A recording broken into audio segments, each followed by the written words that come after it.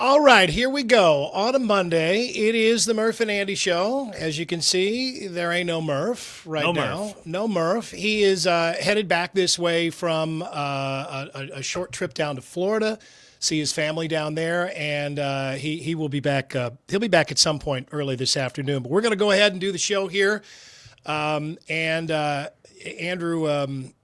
I'll just point out to get this out of the way. It was a heavy weekend. Yeah, we had a heavy weekend in America, and particularly here in the Midwest. And it's something that boy, it kind of makes it makes it sort of hard because it makes it really hard because we have always tried to use this show as kind of a sanctuary from the craziness in the outside world, and we understand that. We have all sorts of people with all sorts of viewpoints that join us here. And sometimes we just have to go there, right? And sometimes it's really good discussion. Sometimes I'm sure it pisses people off, but it's hard to know when to do that and when to go there. But what I'm going to do today is I'm going to kind of stick to our covenant here that we make this a safe space. I think everybody's had a heavy weekend, and you're going to get a lot of heavy news to start this week. So we're going to keep a Murph and Andy show a safe space for now, and it's always going to be a safe space. But we're going to stay away from the heavy topics, talk sports and more, try to lighten things up, and do what I think we do best. So. Apologies to anybody that wishes we would do something otherwise right now, but this is what I feel like is the right thing to do right now. I agree. Okay. All right. So we are, the good news is coming, although it is a little muted. We're supposed to reach 30 degrees when? Next Sunday. I know it was cold on Friday. Like, the kids didn't have school Friday. Saturday was real cold, but like the world was back moving. You know, we had youth basketball and all that kind of stuff. I went out this morning and it felt colder than it did either of those days. I don't know what it was about this morning. Maybe it was Monday. And, you know, a couple of weeks ago, you had like the Mondayest of all Mondays. I feel like that's today for me. But I went out there this morning to start my car. And it hit me hard. I'm done with this cold. And we had plenty of warm up, right? I mean, we had a really heavy dose of winter in December. We're up to speed. This isn't just because we're caught off guard or we're not ready for it. I mean, this is the last week of January. We know how to do this by now. But man, we were just inside all weekend, man. Yeah. It was just like, screw this stuff. I'm not even dealing with it. I'm just staying. I was in my pajamas like half the weekend. I went through so much firewood. Oh, I know, man. I had a fire going for 7 hours each day this weekend. I tried to do that, and I'm good at making fires. You've seen me make lots of fires in the fireplace, but like there was so much cold air, and the air was so cold in the chimney that I literally could not warm up the chimney air enough to create the updraft. Yeah. So I kept trying to light the fire and just filling the house with smoke to the point where I had to like throw water on the fire that I actually had going in the fireplace to stop it because it was just smoking us out. And the kids in Kahala were just really, really, really dissatisfied with my fire building skills. But it was that kind of cold. I couldn't even get the fire going at this point. I need some more practice. But all right, let's launch into a Murph and Andy show on a Monday. We are glad you are here. Here we go. Sticks. The hits. May 21st, Lawrence Amphitheater. One night only. Sticks. With special guest, Cheap Trick. Tickets on sale this Friday at 10 a.m. at Ticketmaster. Sticks. With special guest, Cheap Trick. Part of the Willis Summer Concert Series.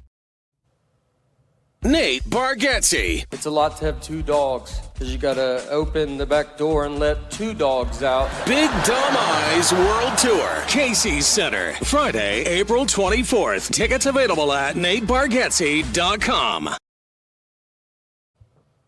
The Murph and Andy Show is brought to you in part by Ramsey Subaru. home of the toughest, most reliable cars in the world and the people who back them up, on Hickman Road in Urbandale.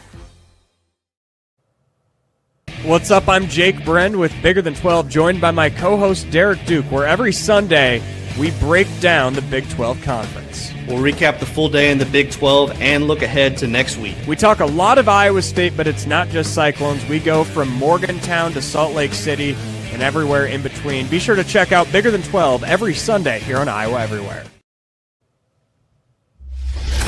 Murph and Andy, talking sports and more, exclusively on Iowa Everywhere. From the Channel Seed Studios, here are Keith Murphy and Andy Fales. Edit to that. Andy Fales, Andrew Downs with you this early Monday afternoon. Happy that you've decided to give us your time here, spend this next hour and a half or so with us today. We appreciate it as we get rolling into the working week.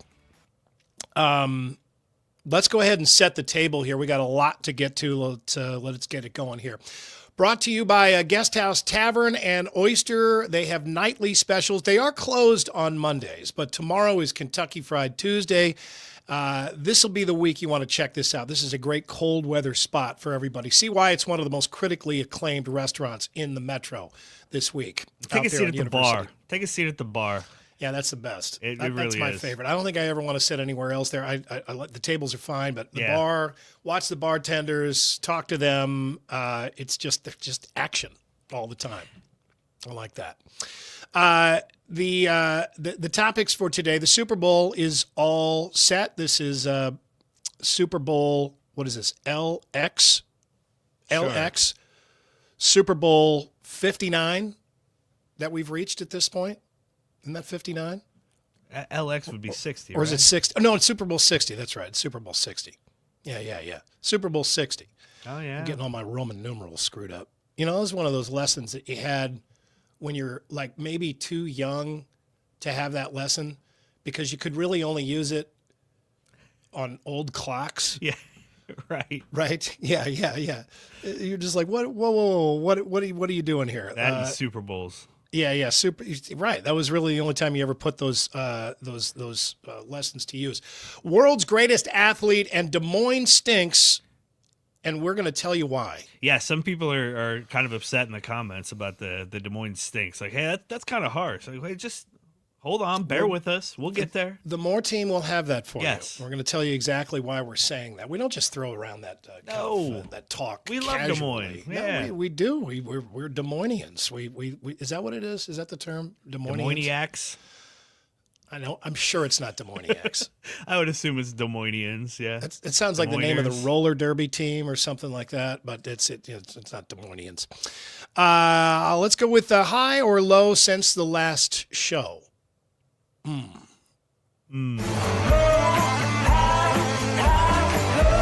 Presented by Wealth Charter Retirement Planning and Tax.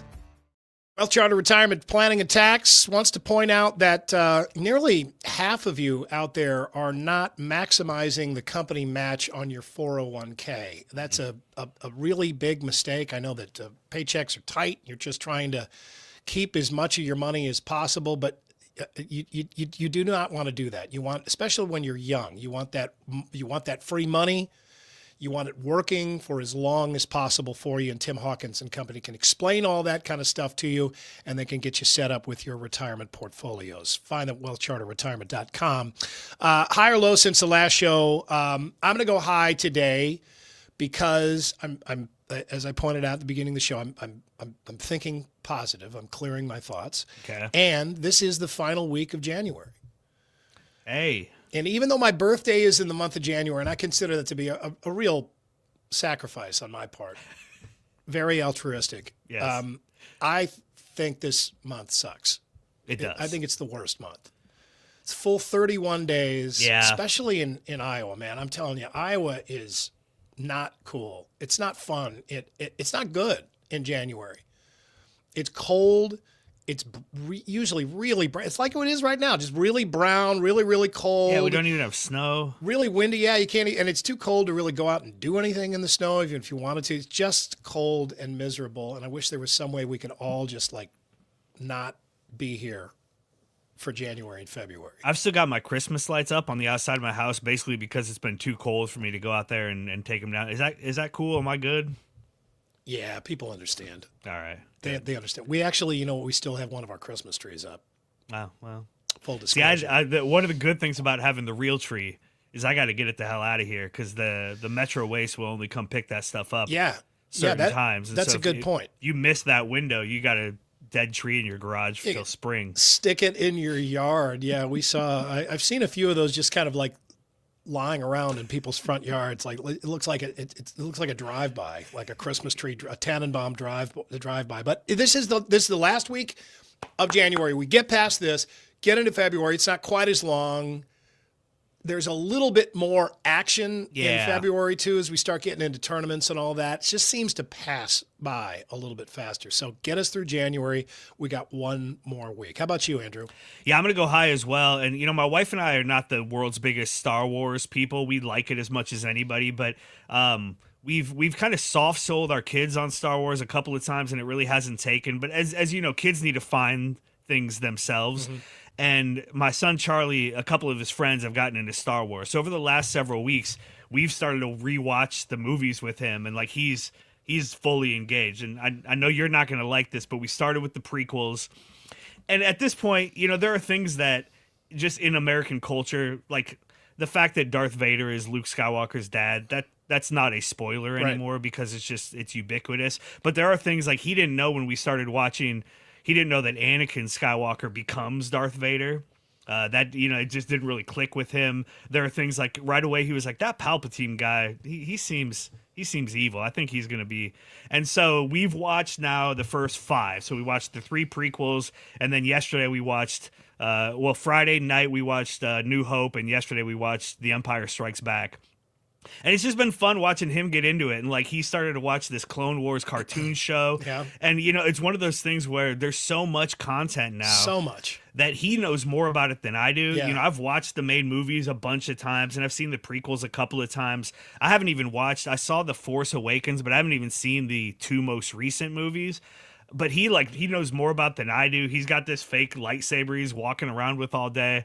So it's just been kind of fun to see him really get into that and enjoying it. And it's also been good for my wife and I to kind of rewatch those movies. And it's something that I don't think most of us who grew up in the 80s or even 90s can envision. I mean, I can't imagine watching all the Star Wars movies and starting with the prequels. Like what would you think when you just know everything? When you get into New Hope, you would know that Darth Vader is Luke's dad and all that stuff. I mean,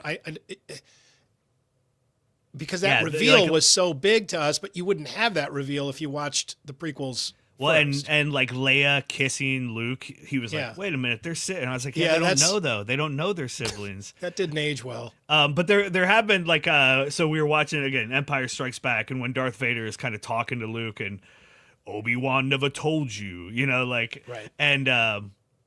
And we already saw the relationship between Darth Vader and Obi-Wan. And so, like, there's way more context to it, which is kind of fun. And so it's been a good time. We've enjoyed that. That is cool. That and is you fun. need a series of movies in the winter, especially when it's this cold. We've done the Harry Potter movies. We'll do the Lord of the Rings movies, but it's kind of fun to have like a whole big chunk of 9 movies that you can just really kind of, and plus Rogue One and all the other ones. Mandalorian, we'll all that get stuff at too. some point, yeah. And anything to get the kids off of YouTube videos right now. Oh my God. I mean, anything where we're not, there's so often we're all sitting in the same room and we're all on different screens. And it's like, hey, at least now we're all watching the same screen. I know I absolutely think that's the worst thing. And I'm totally guilty of it. Right. Exactly. You just, it just happens. You just get sucked in. And no matter how you preach against it, you're going to be a hypocrite because you're going to, you're going to do it. All right, let's catch the buzz and get into some of the big topics of the day. The Buzz. Brought to you by Logier Heating and Cooling. Logier Heating and Cooling, providing heating and cooling solutions to Des Moines area families for 120 years. They are been very busy right now. They've got guys that are on call. They worked all weekend long, but they're getting things done slowly, one after another. They can take your call. They can help your situation, get your heat back on right now, and take care of you. Super Bowl LX is all set. It is a rematch of Super Bowl 49, in which the Seahawks didn't give the ball to Marshawn Lynch. I think that's what everybody remembers about that Super Bowl. Absolutely. It was a couple of games in direct contrast with one another. In Denver, where in the second half the snow moves in and the weather absolutely had a lot to do with this game. Missed field goals, some sloppy play, difficulty throwing the ball. Really low scoring game, and then in Seattle, a high scoring game, and just some special teams flubs, flat out mistakes that weren't affected by the weather. But whatever, we get the matchup that I feel like most people thought this was going to be the outcome. Yeah. Without Bo Nix, the Broncos, they played really well without him. But that's absolutely the difference in the game, and I think that to me that stinks because the better team did not advance to the Super Bowl in the AFC. Yeah, and it's one of those things where the circumstances change, and Stidham looked good at the start, and they drove down and scored that touchdown, took the lead. And then, man, I've experienced this as a Bears fan. It happened a couple of times against the Packers, happened once against the Rams last week, and we saw it a couple of times this weekend too. The move to going forward on fourth down instead of taking points. It's one thing if you're on the 40 and you don't want to punt. I get that. But, man, you're inside the 10. There have been a handful of times. I think it happened in both games. The coaches just got a little too cute. I think if the Broncos go up 10-0, I don't know if they win that game, but they didn't get back into the red zone the rest of that game. And then the Rams are down 4 with 5 minutes left, and instead of cutting that lead to 1, they go for it on fourth and don't get it. And the deflation that happens when you don't get those, even if you're able to get the ball back, it's really interesting to see the shift has gone so far to going forward on fourth down all the time that I think we've kind of underrated field goals. I mean, you could win these games. I'm a Hawkeye fan. We've won big games with just field goals. And so that's been interesting to see also. These coaches are almost outsmarting themselves. Yeah, and I mean, what the situation that we have here is a game that was decided by 3 points. So, and you have weather that moved in the second half and just a whole bunch of things that just make this hindsight so crystal clear, right? I mean, you have a game that absolutely you can look at this once the result is in and say, okay, you do that one play differently. And the game has a different outcome, right? I mean, you could point to that and say that's the difference in the game. Oftentimes, you have a call like that, and then a bunch of other stuff happens later on, and it ends up just kind of being a drop in the bucket. But I mean, this ends up looking like, justifiably like the pivotal point in that game. But you understand when Sean Payton's like, no, I wanted to go up 14-0. I want to, turn the knife on them and really capture the momentum. The defense had been playing really well. The offense had been pretty good at that point with Jason Stidham, and it didn't really have a whole lot of reason to think that wasn't going to work. 4th and 1, you're at home, all that stuff. You should be able to get that 1 yard. But the play that they ended up calling after the timeout just looked like a terrible decision. Yeah, like some of those the fourth down play calling was not good. Yeah, so second guessing Sean Payton, but I just think this comes down to this is a game where if they have their starting quarterback, who they had the entire previous game, they're in the Super Bowl, and now the Patriots are in there for the 12th time, and nobody's ready to see them. That's again the thing. The team that nobody Boston wants with a it seems like a great young head coach, a great young quarterback who might be the MVP of the league. It's like, are we really entering another era of Patriots domination after we just got out of the last one? Yeah, nobody wants to see this. You can't. It's how difficult it is to do what the Patriots did with Belichick and Brady, but you can't. You just see it, so it's at least possible. But On the NFC side, more of a shootout between the Rams and the Seahawks. Definitely a better game, more entertaining. Way more entertaining. Something that they really played basically the length of the game until the Seahawks were able to just kind of run it out with that final drive, which was impressive. But I don't know. I mean, the Seahawks just kind of one of those teams that's sort of nondescript, right? Mm-hmm. I mean, what do you say about the Seahawks other than, if you're a Vikings fan, you're smacking yourself in the forehead by, moving on from Sam Darnold. Oof. And even even now, 2 seasons into his resurgence, I guess he's won 14 regular season games each of the last 2 years. It's a fun story. It feels like it should be a bigger story. But as you said, he's really kind of nondescript. He doesn't have a big personality. We don't know a ton about him. We'll learn a lot about him over these next 2 weeks where there's nothing to do but talk about the lead up to the Super Bowl. But yeah, the Seahawks team, it's like, it's a good team. Doesn't feel like a great team. The Patriots, it's a good team. Doesn't feel like a great team. We knew this was a wide open playoffs going into it, but I don't know. This feels anticlimactic. I feel that way too, and I feel like that's sort of the common thread. But let's do a quickie poll and put it out there to get everybody's opinions on what's going on here. Let's do it. How much do you care about which teams make the Super Bowl? I always care. I sometimes care. I rarely care. I never ever care. I always care. I do. I always care. If there's a team that I really like that's in the Super Bowl, and I got 4 or 5 teams that I like. Then I'm just much more interested in the Super Bowl. When those teams, none of those teams are really involved, I just don't care as much. So there's always the teams that are involved always have an effect on my overall interest in the Super Bowl. Yeah, I always find a way to pick a team that I want to win, but I rarely care about which teams get in. Obviously, if the Bears were able to make a run, I would care a lot. And there are a handful of teams that I like more than others, or that I hate more than others. I don't want to see the Packers in there. Outside of those handful of teams, it's all kind of the same. And again, I can find players or stories or reasons to care about one team more than the other, and I'll have a rooting interest, come Super Bowl Sunday on some level. But it's more to me now, the game is obviously important, and hopefully it's a good game, but it's as much about commercials and halftime shows and just kind of the pop culture around the Super Bowl as it is about the game. It really feels in a lot of ways like the NFL season ended yesterday, and now we get the one final game, which is just such a big, production. Mm-hmm. So yeah, I care about the game, but I rarely care which teams actually make it. Okay, well, I think this is it's going to be the Super Bowl, so it's going to be a huge deal. It'll draw a huge audience. It'll probably set some kind of records or come close.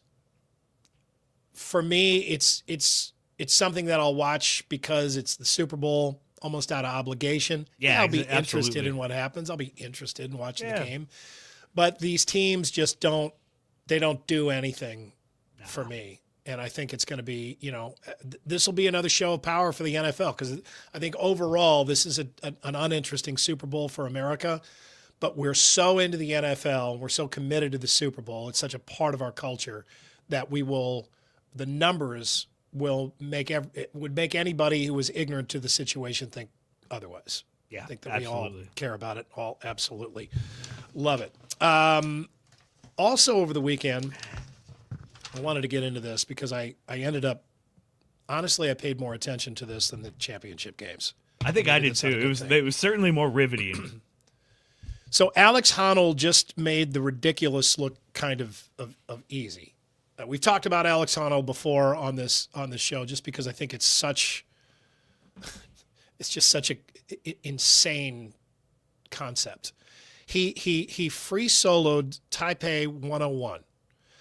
It is a skyscraper, one of the 10 tallest buildings in the world. Alex Honnold is a rock climber, more than a mountain climber. He doesn't climb mountains. He climbs cliff faces. And he does it better than anybody has ever done it before. And he does it without any safety equipment.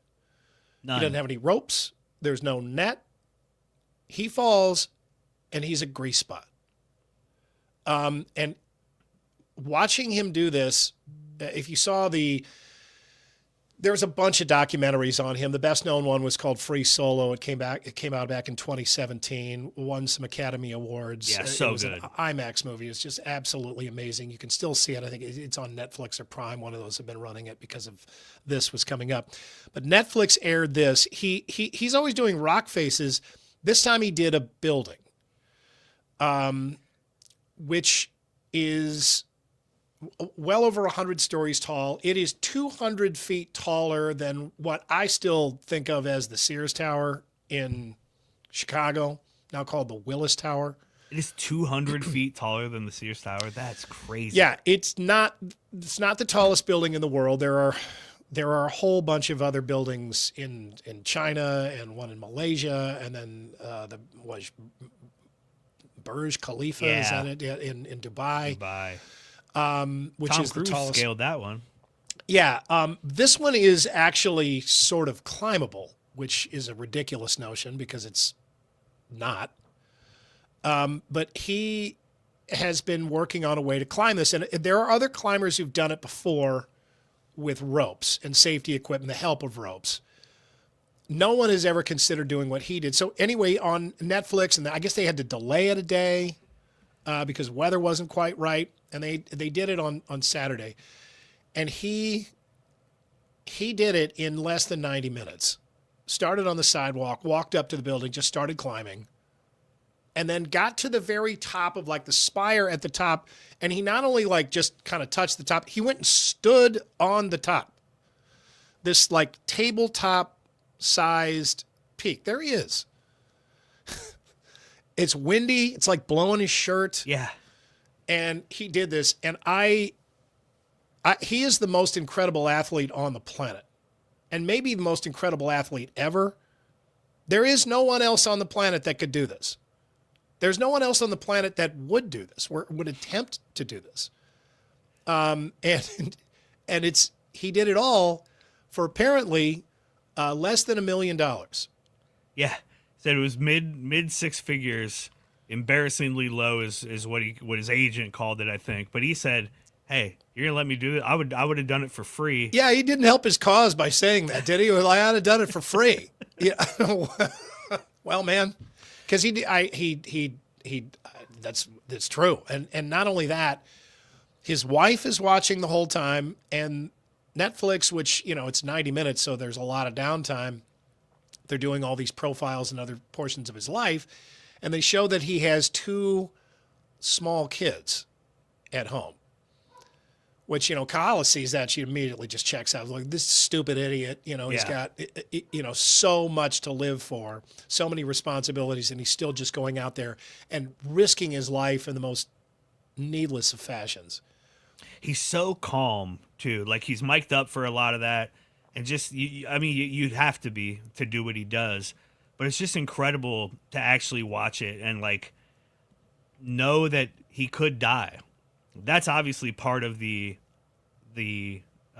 fascination with watching this live on Netflix. I assume they were on a long enough delay that if he slips, they cut to black and we don't actually watch him fall to his death. But I would think they had a plan for that. I'm sure they had a plan for that. But I was watching this Saturday night. My wife was like, "Yeah, this isn't interesting to me. I don't want to watch it. I don't want him to die." I'm sitting there like, sweaty palms, clenching my fists, like, oh. And they're talking about, hey, every time he takes one of these steps, on a rock face, there's some there's friction. Yeah. He's got some grip with his rubber shoes. He's got to work into his calculations the slippage of every time he puts his foot up on that building, it slips a little bit.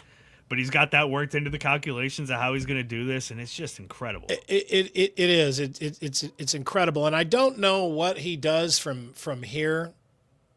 Right. Because what is he going to find another building? Does he go back to rock faces? I mean, he's already down El Capitan, which is El Cap, as they call it in Yosemite, which is much taller. That's a much longer climb than this was. But I don't know what he does. It absolutely blew my mind, though. I could not and I watched all of Free Solo, and that was incredible too. And then, he makes it look so easy that you lose the perspective. Yes. Of it. And then you hear the other climbers talk, and they're like, okay, almost all of the other people that would even attempt this are dead. they fell and they died, and they know them all. They all know each other. I do. They still, lost friends doing this. We've seen him do this so much. We talked to him on the show. I mean, I do still expect at some point to wake up to the headline that Alex Honnold has died. Yes, doing this. So anyway, I thought that was just absolutely it's amazing. Fascinating, and I was entertained. I mean, after a while, it just did become kind of mundane. You're like, oh yeah, well, here it goes. He's still got that much farther to go up the side of the building. But it was cool. Anytime you got to like one of those weird, during like the windows. There's like where he's people just with going cameras and stuff, like right inside, like looking right out the window. But anytime you would get to like one of those weird sections of the building, you're like, oh. And then at one point, he has his legs in that thing, and he lets his arms go, and he's. And you're like, what are you doing? He's just kind kind of of showing off a little bit. Yeah, absolutely. Yeah, I know. It was amazing. Another really cool thing over the weekend. Iowa State wrestling goes back to Kevin Dresser's hometown and wrestles South Dakota State at Humboldt High School yesterday. They blow out South Dakota State. Iowa PBS carried it, did a really good job with it. This is a Iowa PBS, the way that they are able to put wrestling in the spotlight, I think is really commendable because in this state, it really deserves that. I think, in my opinion, this is one of the coolest. This is going to be one of the coolest stories of the year to me, because this is something that I would want to do if I was ever, really famous and had some amazing skill or opportunity to be able to. Like if you're a rock band or like a great, you could be a politician or a speaker or a writer or an actor or something, and somehow bring that back to your hometown or your high school or even your college, be able to do that and share it with an audience and put it in a place where it normally would just be way too big time for, right? I mean, he's Hilton Coliseum. He brings it back to Humboldt High School. The place is packed. It's just the best idea in the world. It's this really intimate environment.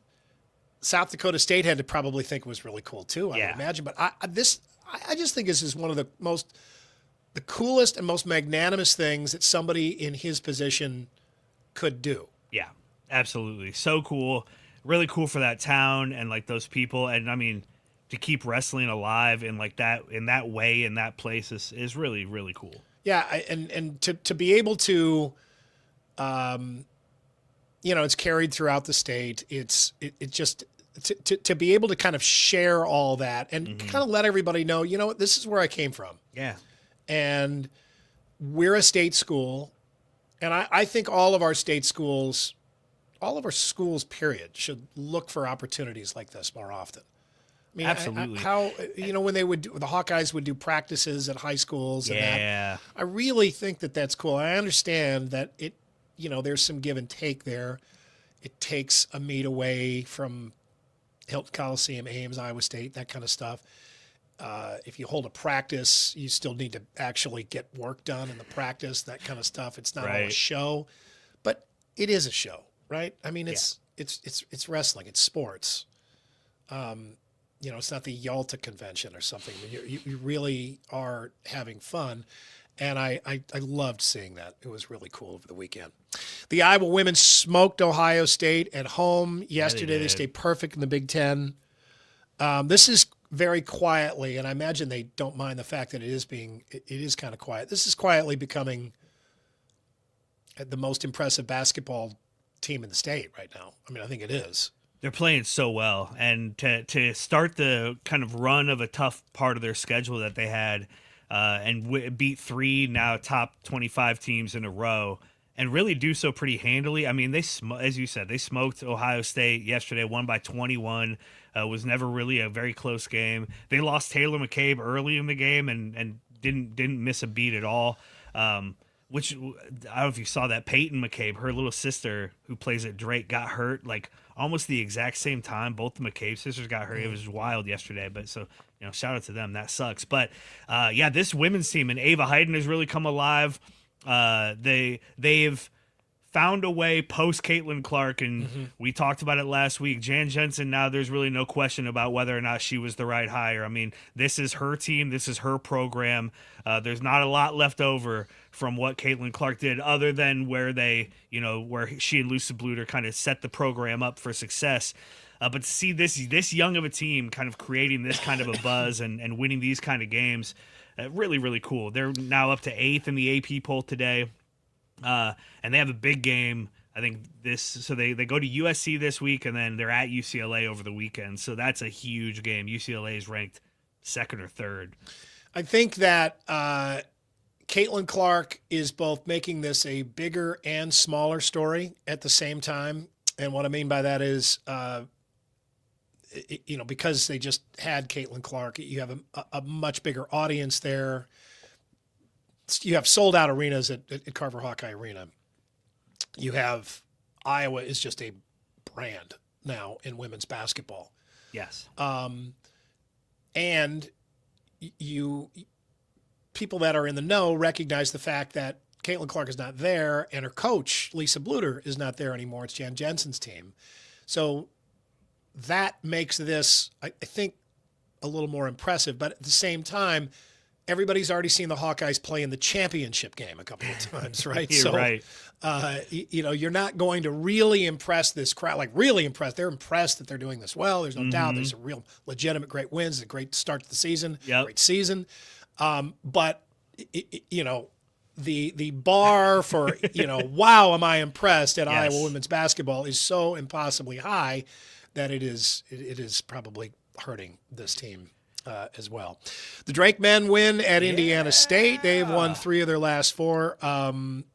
They're playing better. Eric Henderson battling through it, figuring things out. They're now 11-10. They're 5-5 in the Valley. And the good thing about the Valley right now is it's the bad thing also, but for a team like Drake, you really just need to get yourself prepared and ready for that run in March. And if you're playing your best basketball when you go down to St. Louis, anything's possible. I did hear somebody question whether, I think it was on Two Guys, they did their show yesterday morning, whether it'd be better if Drake missed the tournament this year just because maybe there won't be targets on their backs in the transfer portal. Okay, maybe just give us a year to retain our roster and move into next season. But I mean, the way they're playing right, I mean, that win against Murray State was huge. That's a good team. It shows they can play with anybody in the league. Absolutely. The previous game, the win against Murray State, which I think is 2nd in the Valley right now behind Belmont. I don't think there will ever be another season where the transfer portal doesn't have a target on Drake. I just don't. I mean, those players, they're going to be working to get better situations for themselves. Drake is a good enough program and has made enough headlines where everybody's going to be looking at Drake. I mean, you don't have Tucker DeVries and Bennett Sturts come out of that program in consecutive years and expect everybody to just forget that Drake has, become a factory for those type of players, or, a place where you can get those kind of players. But it's at least keeping things interesting and giving us some hope. Also over the weekend, this is kind of an Andy thing, so give me a little bit of grace here. This caught my attention. The Maple Leafs head coach Craig Berube coached a game like this. Jesus. So another testament to the toughness of hockey players that does not leave them long after they've stopped playing the game. So Craig Berube was the coach of the St. Louis Blues when they won the Stanley Cup in 2019. He was a legendary, badass, tough guy when he was a player with the Maple Leafs, and Oh, God. He played the Capitals. He played for a whole bunch of teams. But anyway, he was a goon and a big-time, really tough dude. Tough guy. Tough Canadian.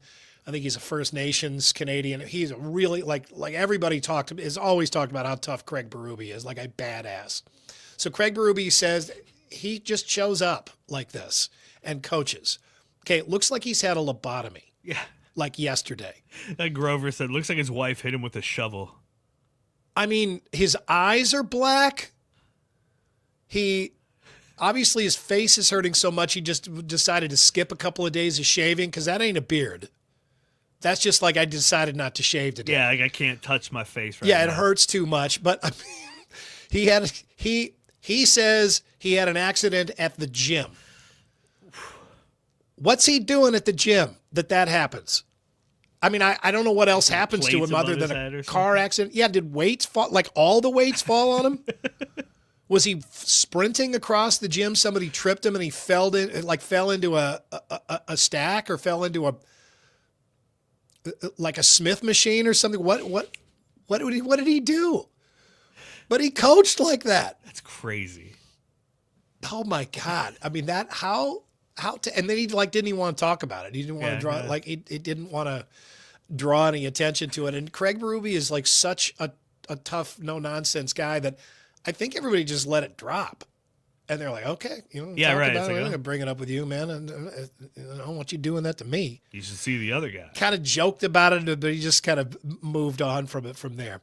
The Murph and Andy Show is powered by Cellular Advantage. Experience the service that you deserve since 1993 with 35 locations across Iowa and Nebraska. Cellular Advantage is the locally owned alternative for wireless services. Proud partner of U.S. Cellular and now T-Mobile, and a fantastic customer service at each one of those locations.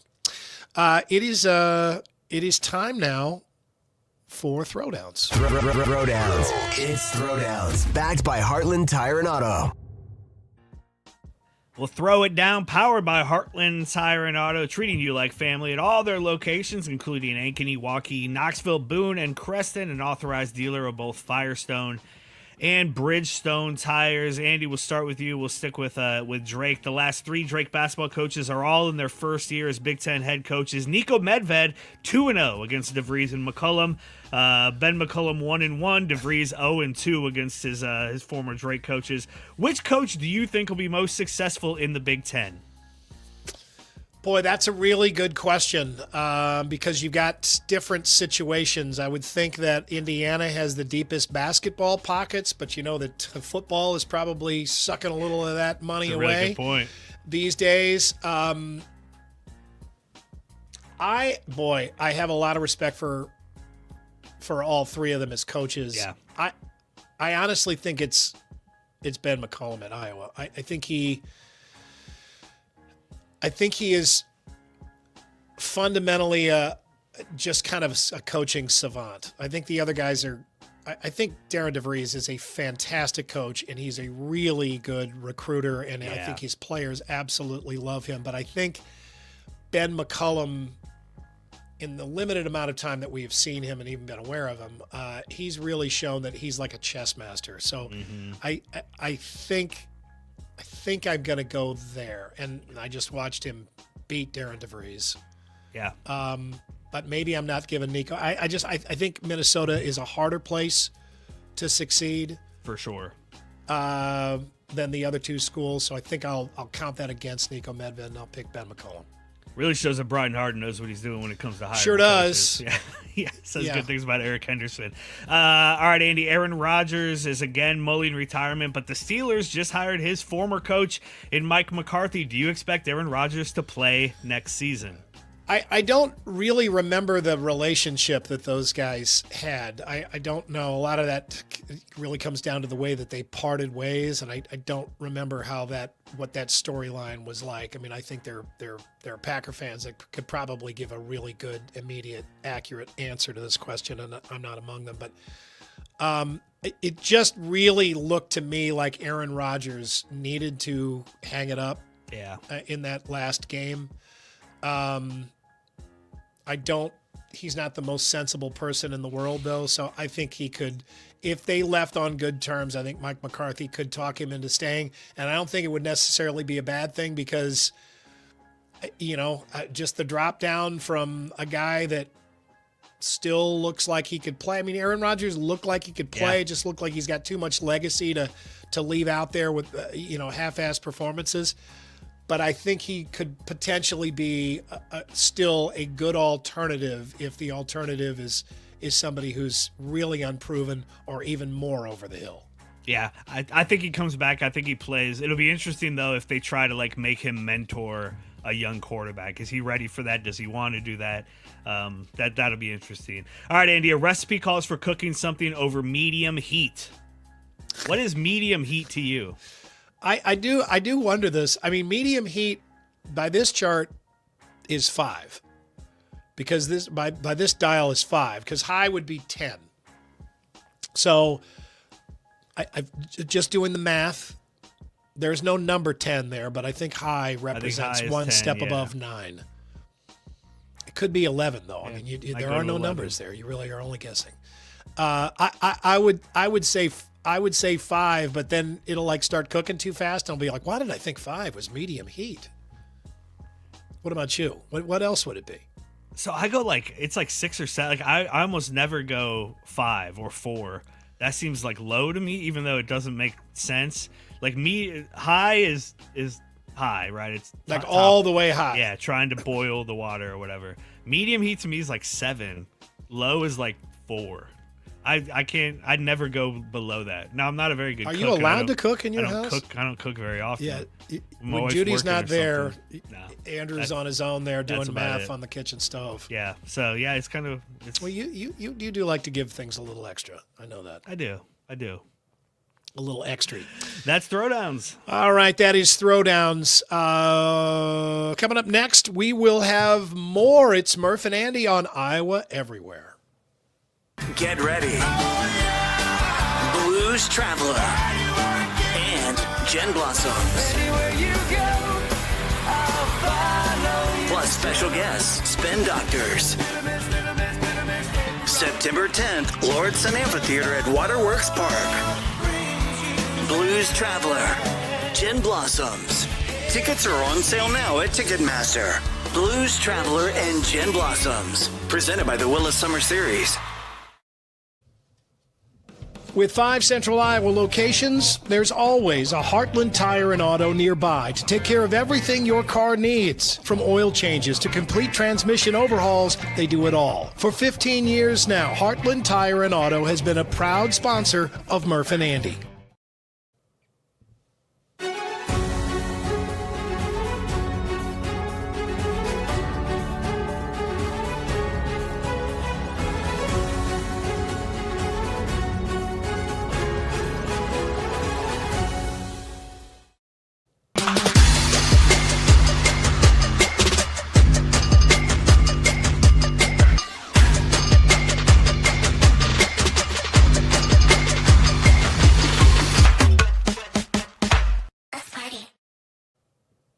But wait, there's more. From Either Or Eatery and Patio. You will find Either Or Eatery and Patio at the intersection of Grand and 1st Avenue, or Grand and 63rd Street, depending on which you prefer there. Still drawing crowds, even with the Christmas lights only on the outside now of the building, but looking beautiful as always there. We're going to launch into more here. We're going to get some more. I got kind of a lot of more here. Have you noticed that Des Moines has been stinky lately, stinkier than normal? I have. I don't think I have. It's weird. It's when we're getting a weather system in, we're downtown, the weather usually blows, from the west or the northwest.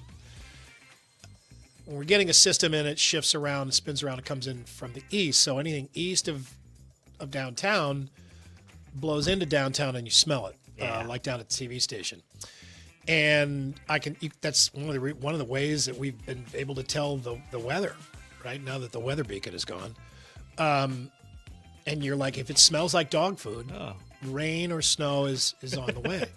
And it's weird. I tried to do stories on this in the past, and they're hard to do. But the reason it smells like dog food is there are 3 meat byproduct processing plants on the east side of Des Moines. And they stink. I mean, they take carcasses and what's left of them, and they break them down into fat, into protein, into dog food stuff. I mean, stuff like they spray on stuff that smells like dog food, right? Dog food byproducts that are used in a million different ways. One of those places is Pine Ridge Farms factory over there, and their stink burning technology is broken, according to Axios.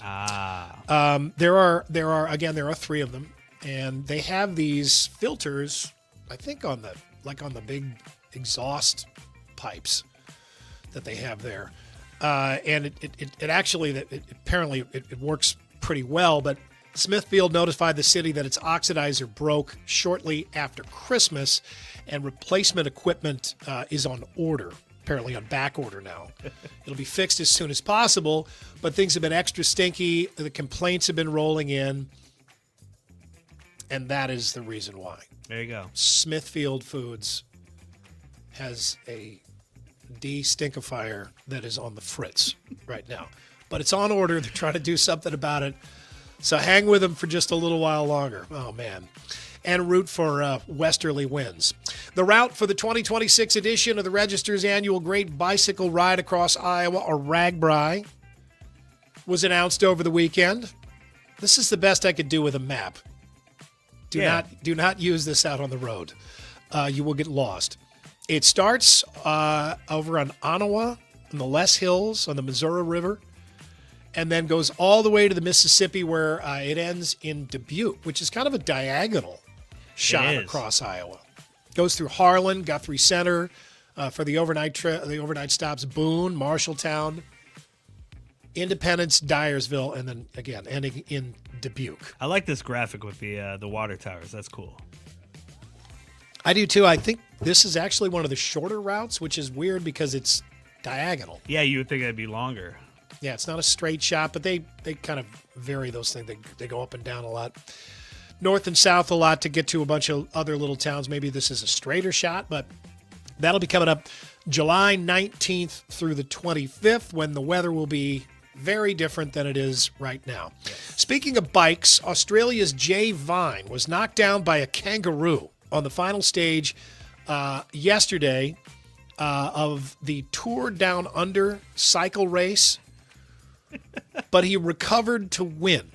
Okay, so clearly kangaroo is a problem there. Can you see the kangaroo flying across the street and taking him out? That's incredible.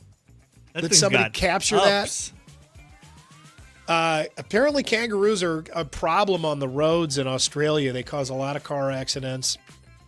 This was a bike accident. This took out 4 riders altogether. Jeez. 2 large kangaroos bounced onto the road, actually in a high-speed section with about 60 miles left in the stage. 3 of the riders, the other 3 riders, were done. They got knocked down so hard, They fell so hard, they had to quit. The one guy, though, Jay Vine, was able to get up and actually still win the race after the kangaroo took him out. I like this one. A Japanese woman, Yasuko Tamaki, was honored over the weekend. Here she is. She's a bit short. She's 91 years old, and she was honored because she has worked in the same position at the same company from age 26 to age 91. Holy cow. Earns a Guinness World Record. Her daily routine, 5:30 a.m. to 5:30 p.m. for 65 years. Jesus. She's wearing a mask, very common in the Far East, especially in the bigger cities. She's 91. She wants to, I guess, keep going as long as possible. But so, like, she hadn't had a raise? The same position the whole time? Some kind of factory work there? She just keeps on chugging along. I mean, has she asked for a promotion? Yeah, right. Not a raise. I'm sure she's got a raise. She hasn't got a promotion to like another department. I don't know what. No. Maybe she's just happy. Yeah. The computers have changed, no doubt. Yes, they have. Yeah, that's kind of the craziest thing is the different technology she must have been dealing with over the span of 65 years. Yeah. And maybe she's just one of the, I think we all kind of probably work with somebody like that who just kind of doesn't seem to. Not super ambitious. No, just fine with whatever you want to give them. I work with a bunch of people like that, and they're some of the most pleasant people to be around. It seems like they're happy with the cards they've been dealt, and they're cool. It's all good. I got a job. I'm paying the bills. I'm going to stay here until I'm 91, maybe. Newly released data from the U.S. Census Bureau says Texas is now leading the nation in helping to populate other states.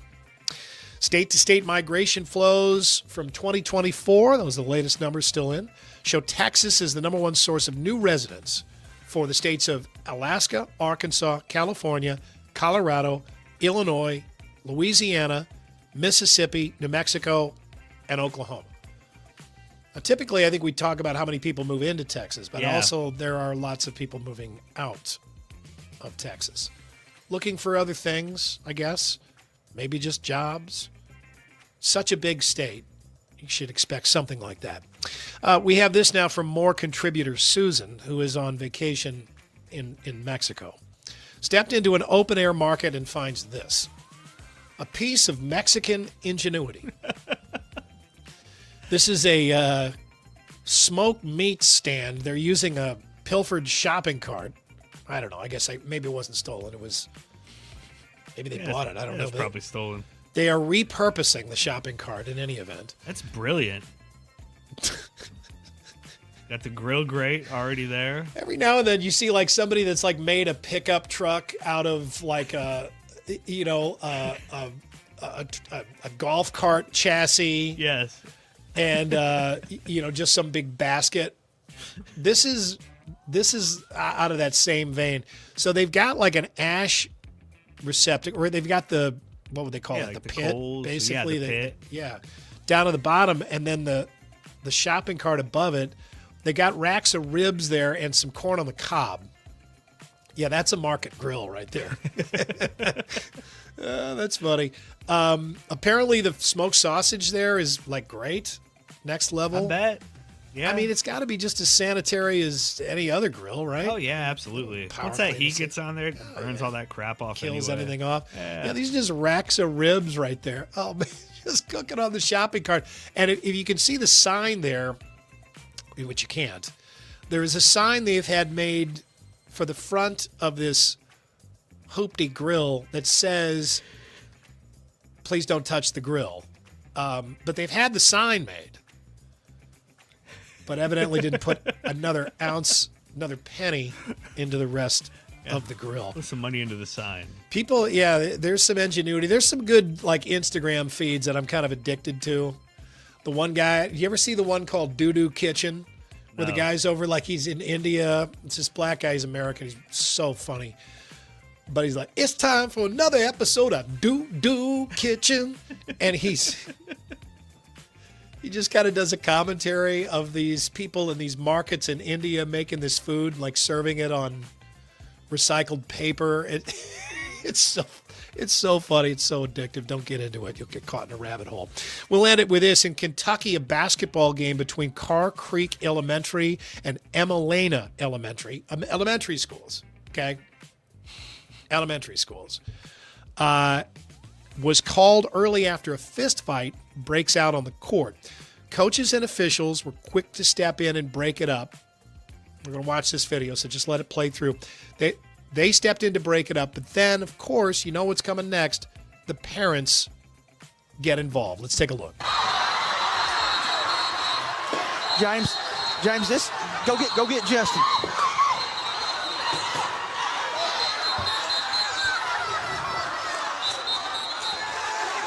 Oh, man. And here we go. Okay, here comes this dad out of the crowd going after another dad. Let's get the ball game. Hey. Apparently there's police there, and one of the police has a taser, and he has to use it. It's coming up here. Let's just end this. Yeah, see this guy? Oh, yeah, he's going nuts over here on the right. Stout little man over here on the right. Watch this. Oh, here goes the taser. Yep. Yeah, you can't get this. Oh, there went the taser. They just tased Ryan. This ball game is over.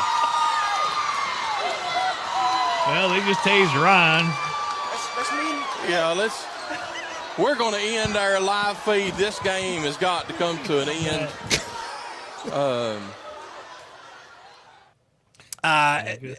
Yeah, right. Cut to black. Car Creek wins that one 48-30. They just tased Ryan. They just tased Ryan. Just a thick Kentucky hillbilly accent there. Ryan goes down like Fat Jesus in The Hangover. Went down hard. Oh, watching people get tased is hilarious. Because they me. lose control of their whole body. Yeah, the guy, and he just wants to fight so bad. Oh my God! Again, What are elementary you doing, school. man?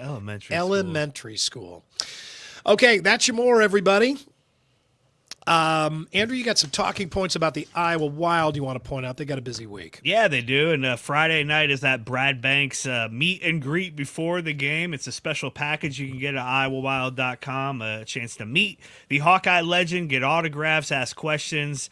That'll be a lot of fun. And then if you just want to go to the game, I think the first 1,500 fans get a free Iowa Wild scarf. You can also go to iowaeverywhere.com and enter to win and be a part of this Brad Banks meet and greet on Friday night with the Iowa Wild. Just go to iowaeverywhere.com to enter, and while you're there, enter to win tickets to this concert. Blues Traveler, Gin Blossoms, Spin Doctors. The 90s are back at Lordson Amphitheater.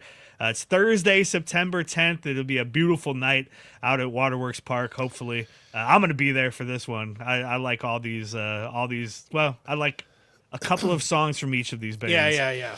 And, but you can go to iowaeverywhere.com as well, and enter. I think we're giving 10 pair of tickets away to that, and two guys will announce the winners of those contests. Yeah, that makes me feel like college. Those were bands that were really big when I was in college, and really kind of, Blues Traveler and the Spin Doctors. I remember them a lot. Gin Blossoms, I could probably name a couple of songs by them. Yeah, Gin Blossoms are one of those bands, if I played you a handful of their songs, there's probably 4 or 5. You'd be like, oh, yeah, I remember that guy got a lot of radio play. They did, yeah. I get them mixed up with like a few other bands too. Sometimes I can't keep them all straight. But Blues Traveler with John Popper and that harmonica that he would have going, man, I could really play the harmonica. That'd be cool to see. And the Spin Doctors,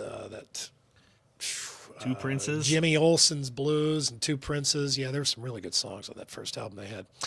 All right, a lot of music coming to Des Moines eventually here. And Nate Bargatze coming also. That's a big ticket. Don't ask me to try to get you tickets to that. I can't.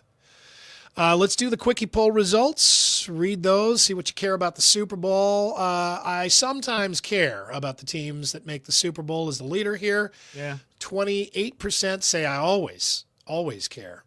Only 3% say they really never care. They just watch it anyway. My dad would have been in those 3%. He never cared. He was always he was really interested no matter what. Would watch the whole game and wanted to do it at home and not go to a Super Bowl party to do it. Yeah, I'm especially if it's a game that I care even a little bit about. I'd rather be at home. I'd rather have control over what's going on than be at a Super Bowl If party. it's a Super Bowl that you really care about and you're stuck at a Super Bowl party with a bunch of people that don't care about the game, you're in hell. Yeah, you're in that's sports the worst. hell. That's the worst. Because you look like a dick, first of all, right? I mean, because you're like, I want to watch the game. Get out of the way. Yeah, right.